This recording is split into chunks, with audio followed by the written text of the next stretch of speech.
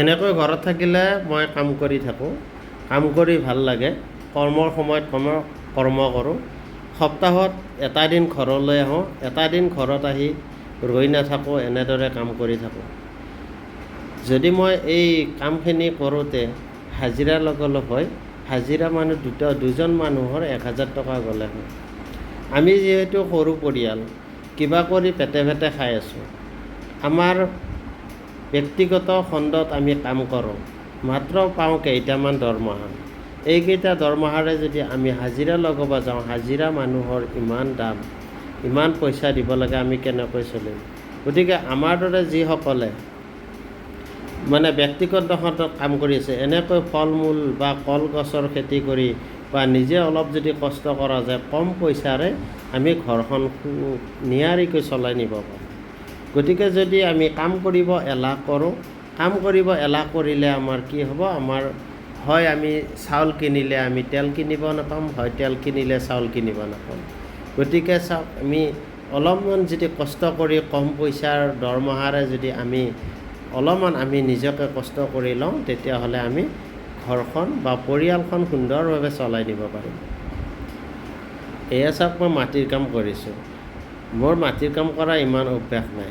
ইফালে ট্ৰেক্টৰেৰে মাটি লৈ আহি আছে, চাওকচোন, এই ট্ৰেক্টৰেৰে মাটি পেলাইছোঁ। দুজন মই যদি হাজিৰা মানুহ দিলোঁ হয়, মোৰ মোটামুটি 1200 টকা গ'লে হয়, খোৱা লোৱা দি 200 টকা 1400 টকা গ'লে হয়। 1400 টকা গ'লে আমাৰ দৰে কম দৰমহাত মানে ব্যক্তিগত খণ্ডত কাম কৰা মানুহে কেনেদৰে আমি এনেকৈ চলাব পাৰিম? গতিকে চাওকচোন, এনেকৈ অলপ কষ্ট কৰি কেনে ঘৰৰ কামখিনি কৰিছোঁ কাৰণেই অলপকৈ আগবাঢ়িব পাৰিছোঁ। এয়া আমাৰ মানে ছোৱালীয়ে কি কৰিব? এই ট্ৰেক্টৰত স্লিপ দিব। এফালে ট্ৰেক্টৰে মাটি কাটি আছে, প্ৰত্যেকবাৰ ট্ৰেক্টৰ আহিলে তেওঁলোকক একোখন স্লিপ দিব লাগে। গতিকে এয়া চাওক, আপোনালোকে 37 গাড়ী মাটিৰ স্লিপ লৈ যাই আছে। গতিকে এই স্লিপখন মানে ট্ৰেক্টৰে লৈ যাব। আৰু এইফালে চাওক কিমানখিনি কাম বাকী আছে। সপ্তাহত মই এদিন যাওঁ, এদিন গৈ কেনে এইবিলাক কাম কৰোঁ। গতিকে যিসকলে কাম কৰিব পাৰে বা কষ্ট কৰিব পাৰে, তেওঁলোকে মানে নিশ্চয় কম দৰমহাৰেও কৰিব পাৰিব। এইফালে চাওক, মোৰ লেট্ৰিনটো বনাইছোঁ।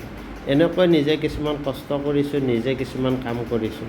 যিটো কাম মই নিজে জানো, সেইটো মই মিস্ত্ৰীক দি নকৰোঁ। এইবিলাক কাম মই নিজে কৰিছোঁ, লগাইছোঁ। গতিকে যদি বুদ্ধি থাকে বা কৌশল খটোৱা যায়, তেতিয়াহ'লে কি হয়? সুন্দৰকৈ এখন ঘৰ চলাব পাৰি।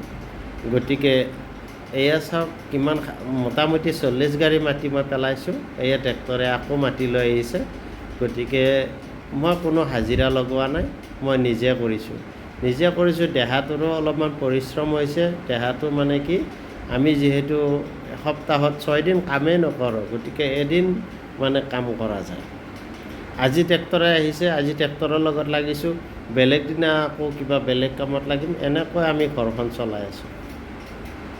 গতিকে মই সকলোকে কৈছোঁ, যিসকলে মানে ব্যক্তিগত খণ্ডত কাম কৰে, তেওঁলোকৰ যিহেতু দৰমহা কম, তেওঁলোকে এনেকৈ অলপ পৰিশ্ৰম কৰিলে মানে কি হয়, পৰিয়ালটো চলোৱাত মানে সুবিধা হয়। এইফালে চাওকচোন, ট্ৰেক্টৰখনেৰে ট্ৰেক্টৰত কিন্তু যিখন ট্ৰেক্টৰ আপোনালোকে দেখিছে, সেই ট্ৰেক্টৰখনত পূৰা সম্পূৰ্ণকৈ মাটি নানে, মানে দুই চাইডে খালী হৈ থাকে। গতিকে দেখাতহে এক ট্ৰেক্টৰ, সিহঁতক কয় মানে জাম্পিঙত হেনো মাটি কমি গৈছে। গতিকে কিনো কৰিম আৰু, উপায়টো নাই, তেওঁলোকৰ মতে মানে কৰি আছোঁ। গতিকে মই যিসকলে মোৰ এই ভিডিঅ'টো চাইছে আৰু নিশ্চয় এটা ভাল হৈছে যদি কমেণ্ট কৰিব, পাৰিলে ভিডিঅ'টো শ্বেয়াৰ কৰি দিব।